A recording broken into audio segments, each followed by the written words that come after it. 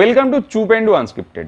আজ কথা হবে ভ্যাকসিন নিয়ে। না, আমি প্রশ্ন করব না যে ভ্যাকসিন কেন নেই, আমরা ভ্যাকসিন পাচ্ছি না কেন, এই প্রশ্নটা আমি করব না। কেননা এই প্রশ্নটা করলে জেলে আমাকে পাঠানো হতে পারে, কেননা এরকম অ্যারেস্ট হয়ে যাচ্ছে লোকজন এইসব ভ্যাকসিন নিয়ে প্রশ্ন করলে। মানে মহামারী চলছে, মানুষ করোনা ভাইরাসে আক্রান্ত হয়ে মরে যাচ্ছে, মানুষের পরিবার পরিজন খালি হয়ে যাচ্ছে, কিন্তু মানুষের যেটা অধিকার ভ্যাকসিন পাওয়া, সেই ভ্যাকসিন নিয়ে প্রশ্ন করলে মানুষকে জেলে পুরে দেওয়া হচ্ছে।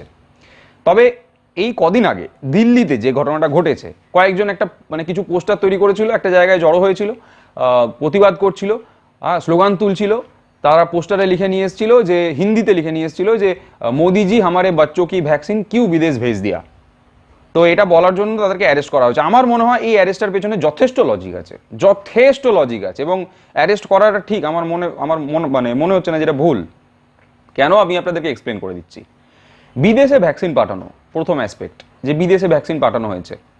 বিদেশে ভ্যাকসিন পাঠানো হয়েছে বলে ডঙ্কা বাজানো হয়েছে, প্রচুর খবরের চ্যানেলে ডঙ্কা বাজানো হয়েছে, বিজেপির আইটি সেলের তরফ থেকে ডঙ্কা বাজানো হয়েছে, কাকু কাকিমারা হোয়াটসঅ্যাপ ইউনিভার্সিটিতে ডঙ্কা বাজিয়েছেন যে মোদিজি বাইরের দেশে ভ্যাকসিন পাঠাচ্ছেন, আমরা যে বিশ্বগুরু ভারত সেটা দেখানো হচ্ছে। এটা একটা অ্যাসপেক্ট যে মোদিজি বা মোদি সরকার নাম কেনার চেষ্টা করেছে এই ভ্যাকসিন পাঠিয়ে বিদেশে। নিজেদের যে ছবি খারাপ হয়েছে লকডাউনে মানুষকে খেতে না দিয়ে, এই যে গোটা পৃথিবী দেখেছে যে মাইগ্রেন্ট ওয়ার্কার হেঁটে হেঁটে বাড়ি ফিরেছে, এই ছবিটা ঠিক করার জন্য হতে পারে মোদিজি বাইরের দেশে ভ্যাকসিন পাঠিয়েছেন। এবার এটা তো আপনি তখন মানবেন যখন এই কথাটা যে বিদেশে ভ্যাকসিন পাঠানো হয়েছে এটা সত্যি সত্যি মোদি সরকার ইনিশিয়েটিভ নিয়ে যদি পাঠিয়ে থাকে, যদি এটা হয়। কিন্তু এরকম তো ঘটনাটা ঘটেনি। কয়েকদিন আগে এনডিটিভিতে সম্বিত পাত্রা বসে বসে নিজে বলে গেছেন যে এই যে বিদেশে ভ্যাকসিন পাঠানো হয়েছে তার মধ্যে 84% ভ্যাকসিন পাঠানো হয়েছে ব্যবসায়িক খাতিরে। কিভাবে ব্যবসায়িক খাতিরে, এটা একটু বাদে বোঝাবো আপনাদেরকে, কিন্তু আপাতত এটুকু বুঝুন যে ভ্যাকসিন পাঠানো নিয়ে এত ডঙ্কা বাজানো হলো তার মধ্যে 84% ভ্যাকসিন এই জন্য বিদেশে গেছে যে ওই ড্রাগ প্রস্তুতকারক সংস্থা ভারত বায়োটেক বলুন বা সিরাম ইনস্টিটিউট বলুন, এদের সাথে বিদেশির বিভিন্ন কোম্পানি বা বিদেশের বিভিন্ন সরকারের সাথে টাই আপ হয়েছিল। কিছু কাঁচামাল তাদেরকে বিদেশ থেকে নিতে হয়েছিল, তার জন্য একটা থাকে লায়াবিলিটি বলে কথা, তো লায়াবিলিটি অনুযায়ী এই ভ্যাকসিনটা পাঠাতেই হতো।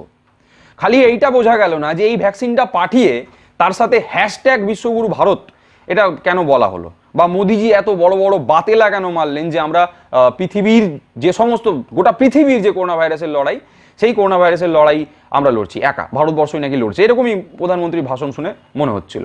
তো বুঝতে পারলেন বিদেশে ভ্যাকসিন যেটা পাঠানো হয়েছে অ্যাকচুয়ালি তার মধ্যে কতটা অরিজিনাল এবং কতটা জুমলা। সুতরাং মোদি সরকার বিদেশে ভ্যাকসিন পাঠিয়ে দিয়েছে এরকমভাবে মিথ্যে অভিযোগ এরকম আরোপ করবেন না। জেলে পাঠানো হয়েছে ঠিকই, তারপরে এই যে বলা হচ্ছে যে বাচ্চাদের ভ্যাকসিন বিদেশে পাঠিয়ে দেয়। আরে ভ্যাকসিন থাকলে তো বিদেশে পাঠাবে, ভ্যাকসিন কোথায় কোথায় ভ্যাকসিন, মানে আমি প্রশ্ন করছি না, আমি বলছি ভ্যাকসিনটা কোথায়। ভ্যাকসিন আছে মন্ত্রী, প্রধানমন্ত্রী এবং ভারত সরকারের টুইটার হ্যান্ডেলগুলোতে ভ্যাকসিন আছে, প্রধানমন্ত্রীর ভাষণে ভ্যাকসিন আছে। ভ্যাকসিন যে নেই এমনটা নয়, কিন্তু ভ্যাকসিন আছে। কিন্তু এই কোথায় ভ্যাকসিন, এটা প্রশ্নটা তারা তুলছে যারা ভ্যাকসিনের সেন্টারে গিয়ে ভ্যাকসিন পাচ্ছে না। তারা আবার তাদেরকে আপনি বলে দিতে পারেন লিপটাডু লিবেরান্ডু অ্যান্টি ন্যাশনাল, তার জন্য হয়তো তারা প্রশ্ন তুলছে। তো এই হচ্ছে গিয়ে এখনের পরিস্থিতি। ভ্যাকসিন যেটা একমাত্র উপায় যে যত সংখ্যক মানুষকে ভ্যাকসিন করা যায় এই মুহূর্তে দাঁড়িয়ে, ততই আমরা করোনা ভাইরাসের হাত থেকে বাঁচবো। হ্যাঁ, ভ্যাকসিন নেওয়ার পরেও লোকের করোনা ভাইরাস হচ্ছে, মানুষ আক্রান্ত হচ্ছেন, মারাও যাচ্ছেন, কিন্তু সেই সংখ্যাটা কত, সেই সংখ্যাটা হয়তো 1,10,000 জন বা 1 কোটিতে 100 জন, এইরকমভাবে সংখ্যাটা দেখা যাচ্ছে। ভ্যাকসিন যেটা দেওয়া হচ্ছে সেই ভ্যাকসিনের নিশ্চয়ই কার্যকারিতা আছে, গোটা পৃথিবীতে ভ্যাকসিন দেওয়া হচ্ছে। এই যে বিশ্বগুরু ভারত আমরা, হ্যাঁ, আমেরিকার কথা ধরুন, আমেরিকা তো বিশ্বগুরু নয়, ঠিক আছে, বিশ্বগুরু আমরা। তারপর ব্রিটেন, তারাও বিশ্বগুরু নয়, বিশ্বগুরু হচ্ছে আমরা। তো ব্রিটেন বলুন, আমেরিকা বলুন, এরা যখন ভ্যাকসিন আবিষ্কার হয়নি, যখন কাজ চলছে ভ্যাকসিনের, রিসার্চ চলছে, ওই যে কী সব পরীক্ষা নিরীক্ষা কী সব বলে মানুষের উপর প্রয়োগ করতে হয়, এইসব এগুলো চলছে যখন, তখনই আমেরিকা এবং ব্রিটেন তারা প্রচুর পরিমাণে এই ভ্যাকসিনের ডোজের অর্ডার দিয়ে দিয়েছিল। আমরা বিশ্বগুরু ভারত, তাই আমরা অর্ডার দেইনি, আমাদের প্রয়োজন পড়েনি। মোদিজি অর্ডার দেননি, কিছু ভেবেই অর্ডার হয়তো দেননি। তারপরে ধরুন এখন এই মুহূর্তে দাঁড়িয়ে যখন করোনা ভাইরাসের দ্বিতীয় ঢেউয়ে আমাদের দেশের মানুষের লাশ ভেসে যাচ্ছে নদীতে, তো তখন আমরা দেখছি আমেরিকার হাতে আমেরিকার মানুষের যা মানে আমেরিকাতে যা জনসংখ্যা, যতজন মানুষ রয়েছে তার থেকে বেশি ভ্যাকসিন আমেরিকার হাতে রয়েছে অনেক দেশেই, কিন্তু তারা বিশ্বগুরু নয়, তাই তারা আগের থেকে এইসব করে রেখেছে। আমরা বিশ্বগুরু, আমাদের এসব করার প্রয়োজন হয়নি। আমাদের বিশ্বগুরুর যিনি প্রধানমন্ত্রী, বিশ্বগুরু ভারতের, তিনি এই কয়েক মাস আগে যখন ওই বাইরের দেশে ওরা ভ্যাকসিন কেনাকাটা করছিল, তখন আমাদের দেশে যে সরকার বা প্রধানমন্ত্রী তারা ব্যস্ত ছিলেন পশ্চিমবঙ্গে কতগুলো বিধানসভায় আসন জেতা যায় সেটা নিয়ে।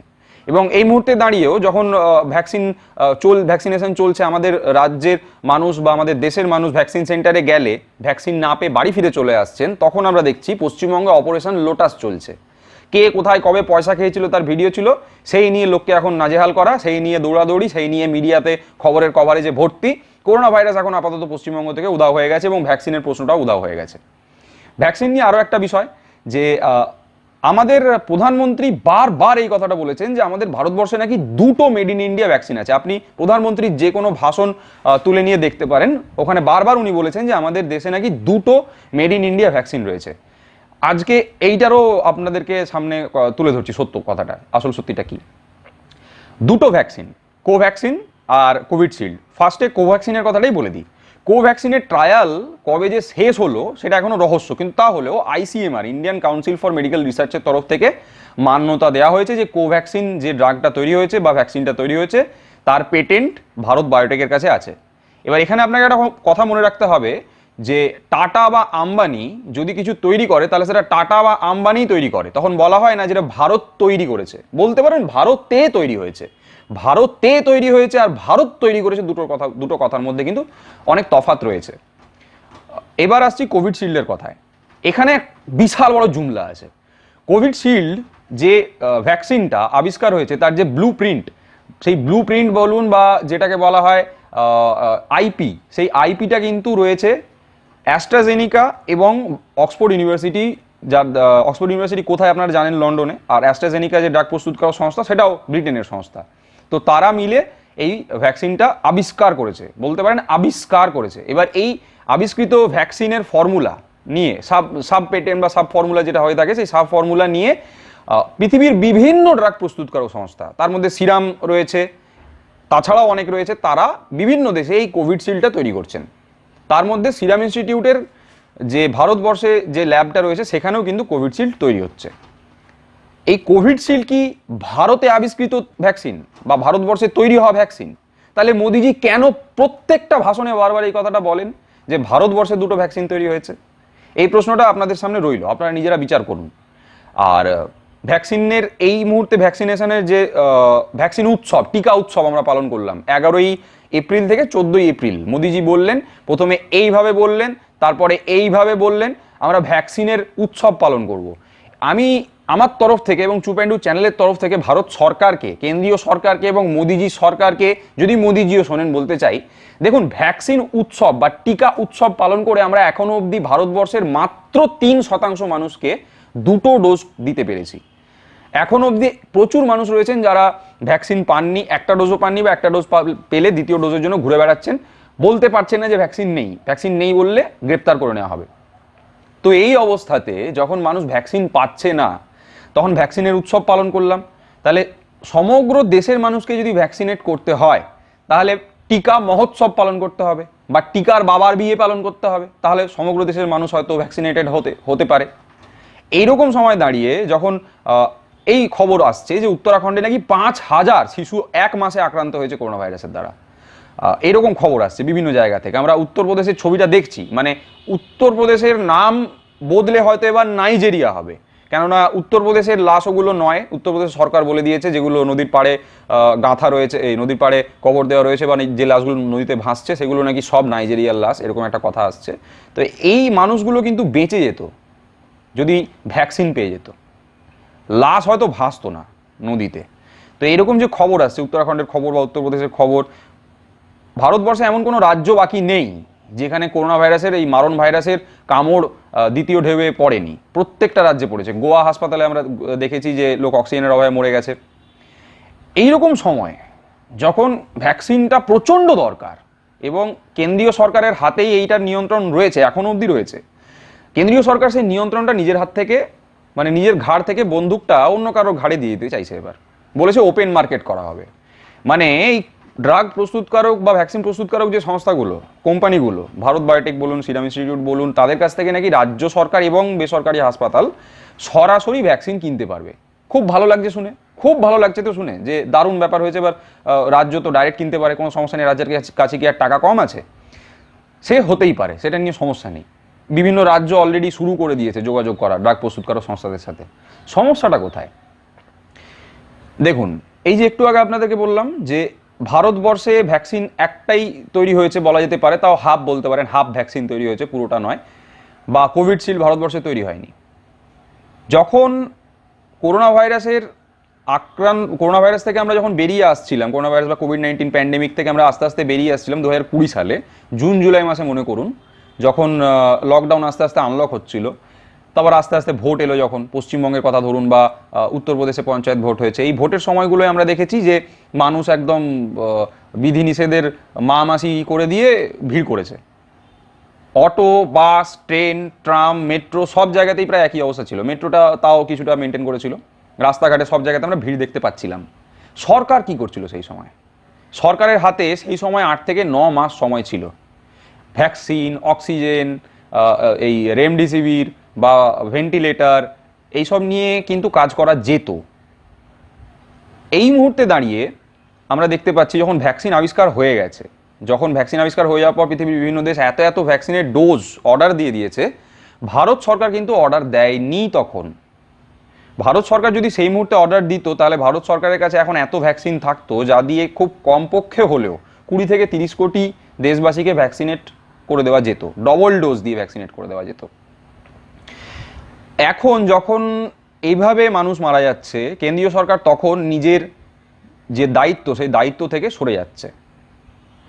এই যে ড্রাগ প্রস্তুতকারক সংস্থাগুলো, কেন্দ্রীয় সরকার তখনও কিন্তু দায়িত্ব পালন করেনি।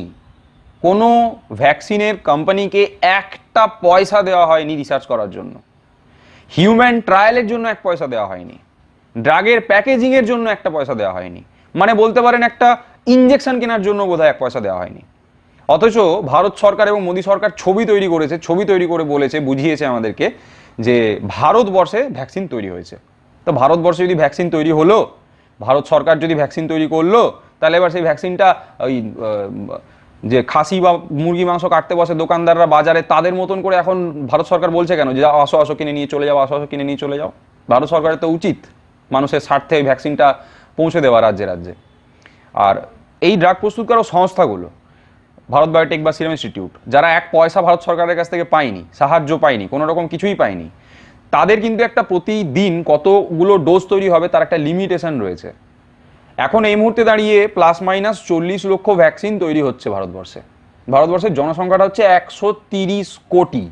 আপনি যদি প্রতিদিন 1 কোটি করে মানুষকে ভ্যাকসিনেট করবেন বলেন, তাও 130 কোটি মানুষকে ভ্যাকসিনের ডবল ডোজ দিতে 260 কোটি ডোজ এবং 260 দিনের প্রয়োজন হবে। 260 দিন লাগবে। 260 দিন মানে আপনি ধরে নিন 8 থেকে 9 মাস। অর্থাৎ আজকে থেকে যদি 1 কোটি মানুষকে ভ্যাকসিনেট করা শুরু হয়, তাহলেও এই মহামারীর প্রকোপ থেকে বেরিয়ে আসতে আমাদের 8 থেকে 9 মাস সময় লাগতে পারে। ভারত সরকার এখন কি বলছে জানেন? বলছে আগামী 4-5 মাসের মধ্যে তারা নাকি দেশের 30 কোটি মানুষকে ভ্যাকসিনেট করার পরিকল্পনা নিয়েছে। এবং সেই পরিকল্পনা কিভাবে নিয়েছে না, রাজ্যকে বলা হচ্ছে এবার ভ্যাকসিন কিনতে। রাজ্যের সমস্যাটা কোথায়? আমি কোনো সরকারের হয়ে পক্ষপাতিত্ব করছি না, আমি শুধু কেন্দ্র, রাজ্য এবং ভ্যাকসিনের মধ্যেই আছি। রাজ্যের সমস্যাটা এই জায়গায়, এই যে বললাম প্রতিটি ভ্যাকসিন প্রস্তুতকারক সংস্থার ভ্যাকসিন তৈরি করার একটা লিমিট রয়েছে, এই লিমিটের বাইরে সে তৈরি করতে পারে না। এবার রাজ্য যদি অর্ডার দেয় যে আমার 40 লাখ ভ্যাকসিন দরকার, 1 কোটি ভ্যাকসিন দরকার, সেই ভ্যাকসিনটা এই ভারত বায়োটেক সিরাম ইনস্টিটিউট কীভাবে দেবে? তখন এই যেহেতু ওপেন মার্কেট হয়েছে, ওপেন মার্কেটের সুযোগ নিয়ে অ্যাস্ট্রাজেনিকা বা ফাইজার, এই ধরনের বিদেশি যে সংস্থাগুলো, আরও যে সংস্থাগুলো রয়েছে যারা ভ্যাকসিন তৈরি করছে, তাদের কাছে রাজ্য সরকারকে দৌড়তে হবে ভ্যাকসিন কেনার জন্য। এবার তারা প্রত্যেকটা ডোজের দাম 300 টাকা বলবে, না 3000 টাকা বলবে, 400 টাকা বলবে, না 40,000 টাকা বলবে, সেটা কারোর নিয়ন্ত্রণে থাকবে না, শুধুমাত্র ওই কোম্পানি ছাড়া।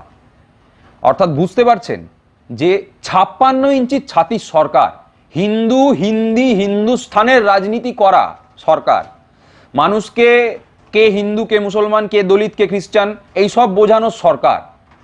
আপনার এই বিপদের দিনে দাঁড়িয়ে যেখানে আপনার পরিবারের পরিজনের মানুষকে আপনি হারাচ্ছেন, চোখের জল আপনার থামছে না, ভারতবর্ষের চিতা জ্বলা বন্ধ হচ্ছে না, সেই সময় দাঁড়িয়ে ভারত সরকারের এইটা হচ্ছে ভারতবাসীকে করোনা মহামারী থেকে বাঁচানোর জন্য পদক্ষেপ। এই পদক্ষেপ ভারত সরকার এখন নিচ্ছে। আমি বলবো এই সব দেখে যদি আপনার মনের মধ্যে ভয় সৃষ্টি হচ্ছে, দুঃখ সৃষ্টি হচ্ছে, তাহলে আপনি একটা কাজ করতে পারেন, আপনি ডার্ক চকলেট খেতে পারেন।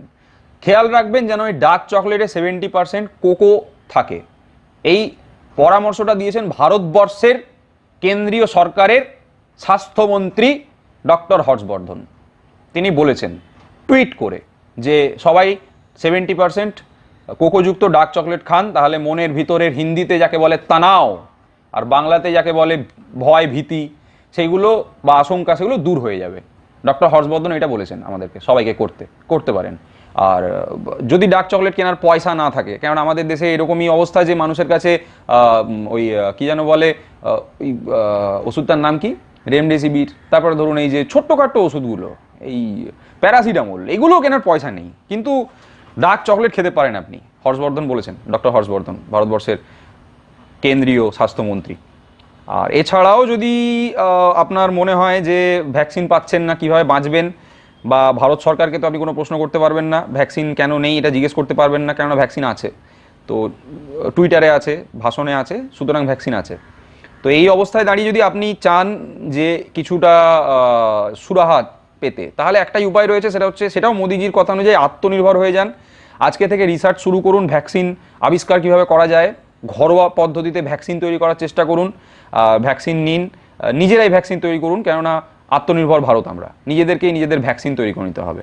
আর তাছাড়াও ভ্যাকসিন না হলেও গোবর রয়েছে, গোমূত্র রয়েছে, এগুলো আপনারা ব্যবহার করতে পারেন, কেননা এর প্রচুর পরিমাণে প্রচার আজকাল চলছে, বিজেপির নেতারা যারা তারা করছেন।